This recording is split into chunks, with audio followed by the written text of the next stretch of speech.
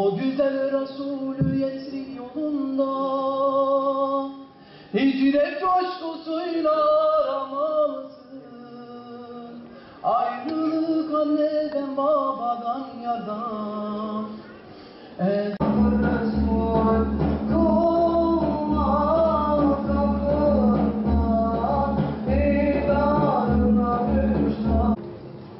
Yüreğimde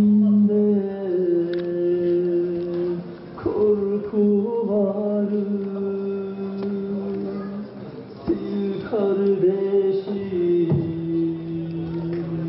gözü. أعوذ بالله من الشيطان الرجيم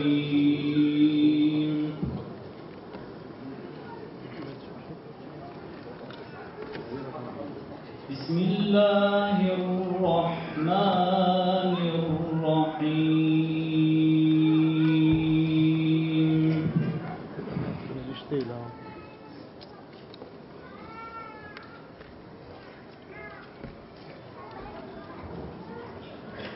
أولا يرون أنهم يفتنون في كل عام مرة أو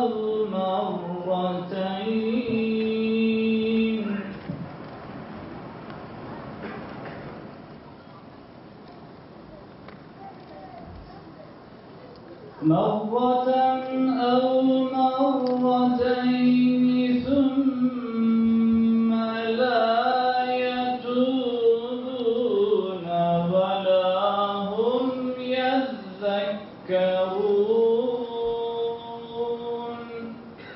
صدق الله العظيم. الفاتحة.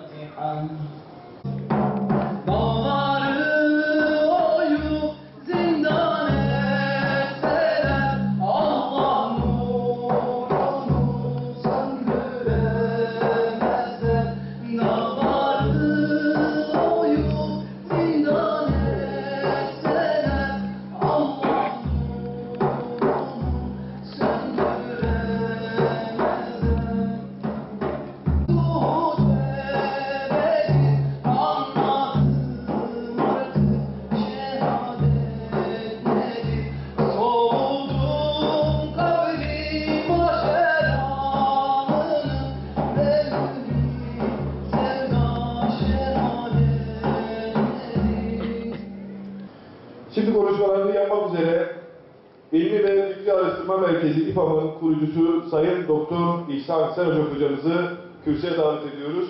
Buyurun efendim.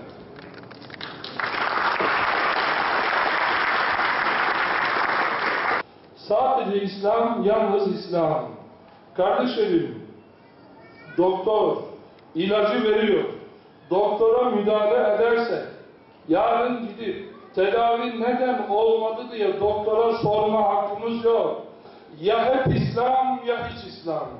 İslam hepin olmadığı yerde hiçe taliptir.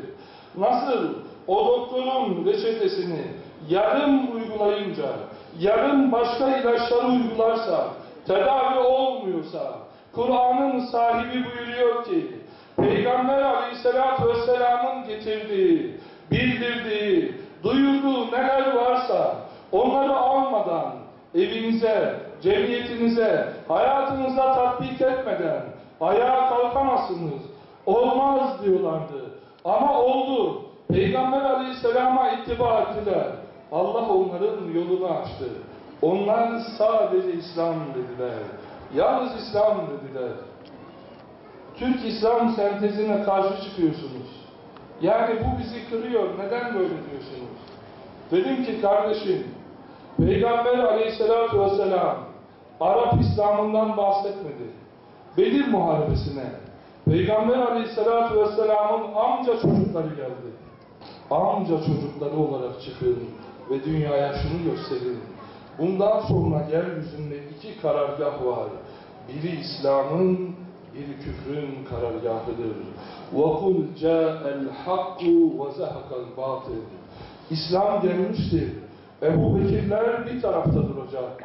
Peygamber Aleyhisselatü Vesselam'ın Bedir'de yanında Medine'de Efendimiz Aleyhisselam yürürken yanında Süheyl Rumi, Selman Farisi, Bilal Habeşi vardı.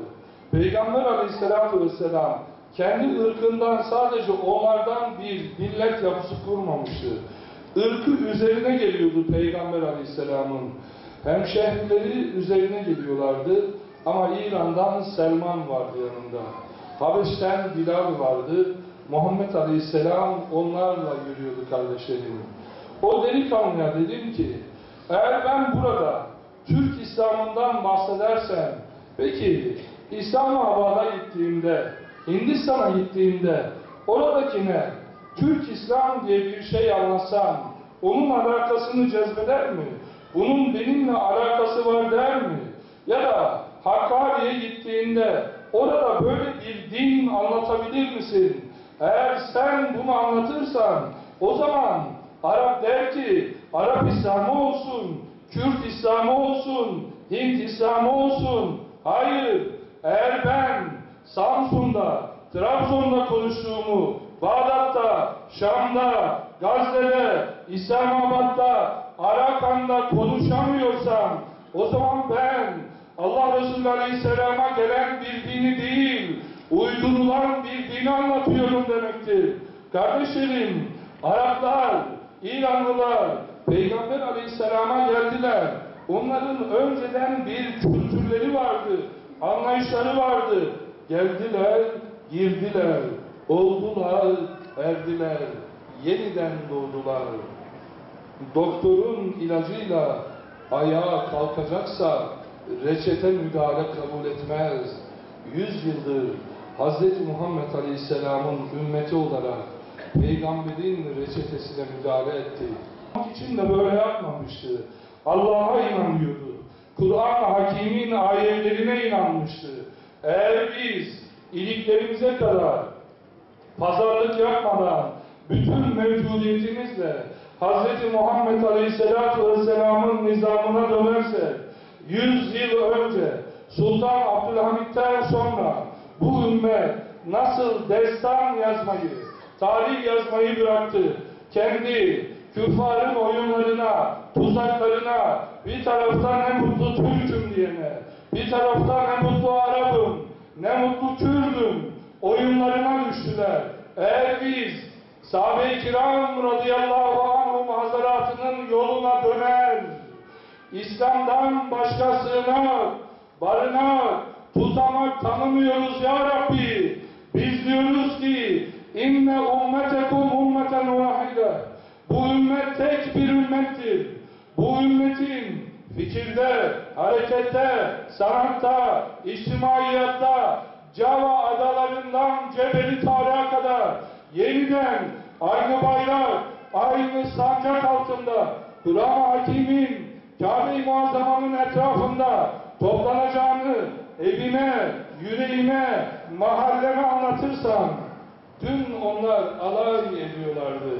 Diyorlardı ki nasıl olur da Peygamber Aleyhisselatü Vesselam'ın ordusu onlar Medine'de evlerine gidemiyorlar. Nasıl İran'a gidecekler alay ediyorlardı. Ama tarihe bakın Medine'den çıkan ordu Roma'yı mukavvadan heykeller gibi savurdu. Kardeşlerim, tarih kitapları yazdılar bize. Dediler ki, Türkler, Araplar tarafından kılıç zoruyla Müslüman yapıldı. Ey Türkler, şamanizme dönün. Başkaları çıktı, onlar da dedi ki, Kürtler, onlar da Arap'ın, sahabenin zoruyla Müslüman oldular. Siz de Zerdüştlere dönün. 100 yıl aynı masalları söylediler. Ama öyle değil. Türkler kendi iradeleriyle Müslüman oldu. Kürtler kendi iradeleriyle Müslüman oldu.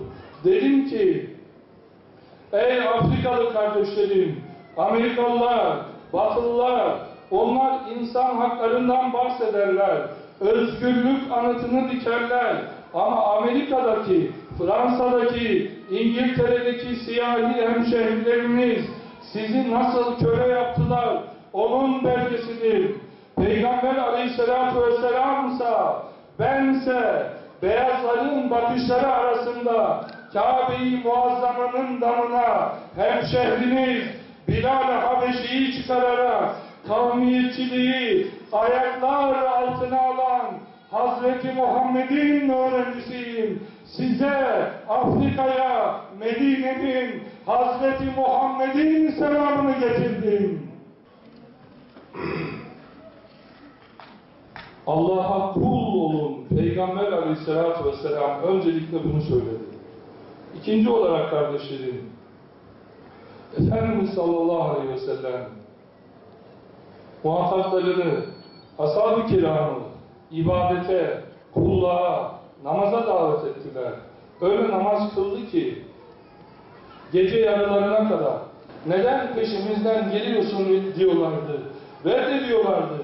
Sonra Allah Resulüne geldiler, bağlandılar, inandılar, bağlısı oldular, ömürlerini onun yoluna feda ettiler. İmam kardeşim, eğer delikanlılar, sen oradan ezan okuduğunda gelmeyen kardeşin varsa, Peygamber Aleyhisselam Mekke-i Mükerreme'nin sokaklarında Sa'd'ın peşinden, Musab'ın peşinden koşan Peygamberin sünneti sana diyor ki, kahvehaneye gireceksin, meyhaneye gireceksin. Diyeceksin ki, şimdiye kadar gelemediğimden, size Muhammed Aleyhisselam'ı anlatamadığımdan dolayı bana hakkını helal eder misin diyeceksin. Sana eğer alimler İslam'ı anlasalardı, daraldığın an senin sorununu uyuşturucu, içki değil, Hazreti Muhammed çözer sallallahu aleyhi ve sellem. Ela bi zikrillahi tatmainnul kulûb demiş olsaydı Anadolu'da meyhaneler, kahvehaneler dolu olmayacaktı kardeşlerim. Peygamber Aleyhisselam, ben buradayım. وَمَا أَرْسَلْنَاكَ اِلَّا رَحْمَةً لِلْعَالَمِينَ Allah kainatı benim yüzü suyu hürmetine yarattı. Beni dinlemeye gelin demedi. Allah Resulü kapı kapı dolaştı. Yoluna dikenler serdiler. Ama o halde Peygamber Aleyhisselam imanı, İslam'ı tebliğ etmeye devam etti. Eğer ben İslam'ı camiye hapsediyorsam, sokağa taşımıyorsam, esnaf kardeşimin yanına gidip 5 dakika onunla selamlaşıp imandan, İslam'dan bahsetmiyorsam ben vazifemi ihlal ediyorum kardeşim. Ama bunu sadece hocalar, müftüler değil, kuntum hayra ummetin uhricet linnâs. Bütün Müslümanlar, hepiniz İslam'ın görevlisisiniz. Size vazifeyi Hz. Muhammed verdi. Allah Azze ve Celle verdi. Ezan Muhammed'i 4. defa Allahu Ekber. Artık bırakıyoruz. Camiye geliyoruz.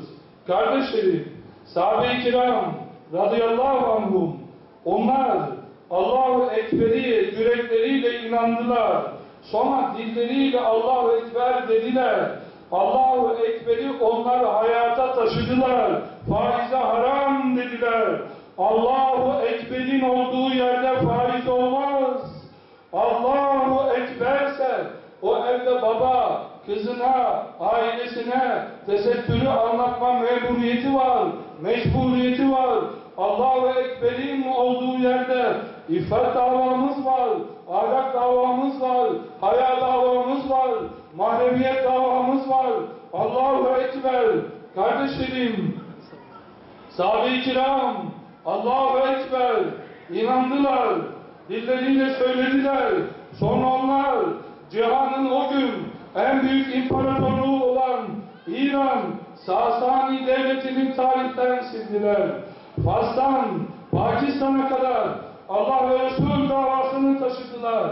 Eğer bizler Allahu Ekber'i kalbimizle inanır, dillerimizle söyler, hayatımıza, evimize taşırsak göreceksiniz.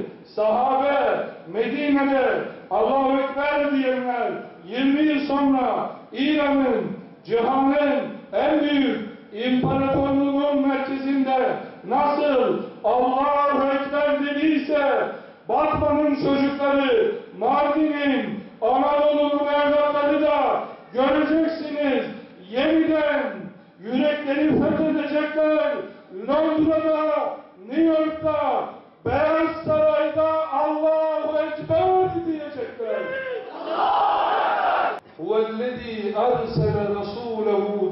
huda ve dinil hak.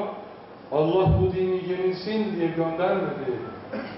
Biz sahabenin, Efendimiz Aleyhisselam'ın onlara takdim buyurduğu ilacı alırsak, itiraz etmeden alırsak, reçeteyi olduğu gibi hayatımıza tatbik edersek, göreceksiniz bu ümmetin yıkılış devrelerinde Kur'an-ı Hakim nasıl bizi ayağa kaldırdıysa 100 yıl sonra bir fetretin sonuna doğru gidiyoruz.